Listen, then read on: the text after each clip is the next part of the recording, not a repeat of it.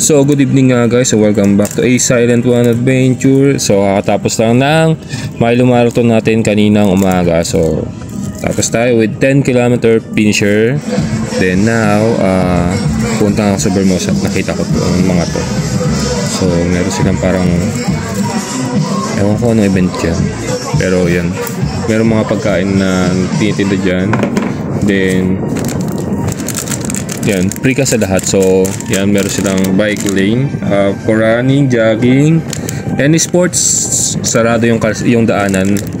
Yan, limited way lang. Nandito ako para lang mag recovery. So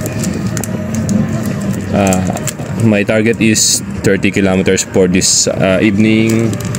Siyempre ganun pa rin, nakatulog naman tayo kanina after natin makauwi ng bahay.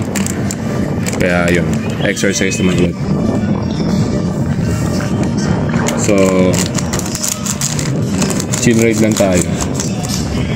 So see you guys sa mga susunod na event like cycling, running, and adventure natin. Hindi pa tayo nakagala, wala pa tayong set. So yun lang muna sa ngayon, bye.